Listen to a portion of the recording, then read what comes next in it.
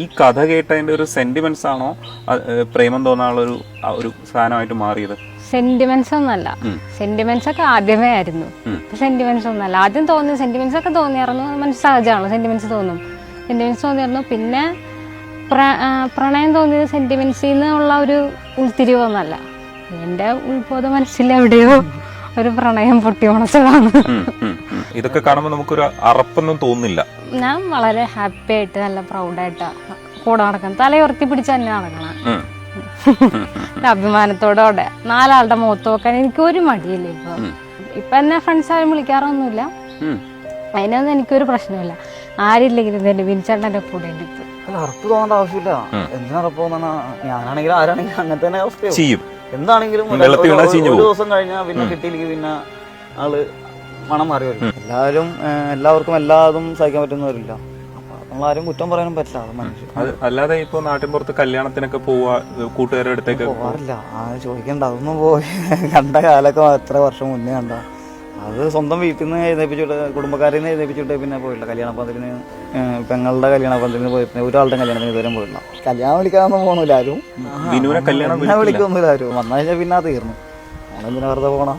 അതിന് പോകാണ്ടിരുന്ന പോലെ. എല്ലാരും ഒരു ദിവസം ഒറ്റയ്ക്ക് അങ്ങോട്ട് പോകാനെന്ന് പറയാ. പിന്നെ ആരും ഒഴിവാക്കിയല്ലേ, എനിക്ക് വലിയ പ്രശ്നമൊന്നുമില്ല. ഇപ്പൊ ഈ ശവംവാരി എന്ന് പറഞ്ഞിട്ട് ഈ ആംബുലൻസിന്റെ ഡ്രൈവർ വിനുവിനെ ഒരുപാട് പേര് ഒഴിവാക്കി നിർത്തിയിട്ടുണ്ട്. കൂട്ടുകാർ ചെറുപ്പത്തിൽ മുതൽ തന്നെ ജോലി തുടങ്ങിയത്, അതുകൊണ്ട് കൂട്ടുകാരും നാട്ടുകാരും ഒക്കെ ഒഴിവാക്കി നിർത്തിയിട്ടുണ്ട്. ആ ഒഴിവാക്കി നിർത്തിയ വിനുവിൻ്റെ കൂടെ ഇപ്പോൾ വിൻസി കൂടിയതിന് ശേഷം ബിൻസി ഇപ്പോൾ 3 മാസം പ്രഗ്നൻ്റ് ആണ്. ഇവർ ഭയങ്കര ഒരു സന്തോഷത്തിലാണ്. ഒരുപാട് ഒറ്റപ്പെടലിൽ ആണ് ഇപ്പോഴും ജീവിക്കുന്നത്. പക്ഷേ ഇവരുടെ ആ സന്തോഷം, ഇവരുടെ വാക്കുകൾ ഭയങ്കര ഇൻസ്പയറിംഗ് ആണ്. ഇവരെ കാണാൻ വേണ്ടിയിട്ടാണ് ആലുവയിൽ വന്നിരിക്കുന്നത്. വിനു, ഈ ബിൻസി എത്തുന്നതിന് മുമ്പ് ഒരു ലൈഫുണ്ട് വിനുവിന്. കുറച്ചൊരു ബുദ്ധിമുട്ടുള്ളതാണ്, ആൾക്കാരൊക്കെ മാറ്റി നിർത്തുന്നത്.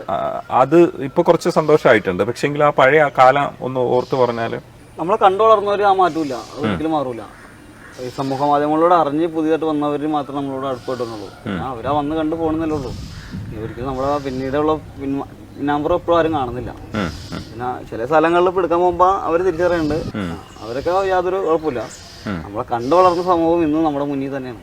അപ്പൊ അതുകൊണ്ടാണ് ഞാൻ ആ നാട്ടിൽ നിന്ന് ഇങ്ങോട്ട് മാറി ആലുവയിലേക്ക് ഇതാകുമ്പോൾ തൊട്ടടുത്ത് നമ്മുടെ എല്ലാ കാര്യങ്ങൾക്കും ഇവിടെ ഒരു വാടക വീടാ. പിന്നെ ഇങ്ങോട്ടേക്ക് മാറിയേക്കണം. ഇവിടെ ഇപ്പോൾ 1 മാസം ആയിട്ടുള്ളൂ.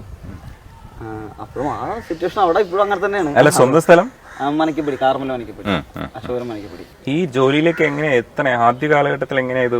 ക്ലാസ്മേറ്റിന്റെ അടുത്താണ്, ഒപ്പം പഠിച്ച. അങ്ങനെ ആളൊരു പുഴയിൽ പോയി എടുത്താണ്. യാദൃശ്യമായിട്ട് സഹായിക്കാൻ പോയതാ.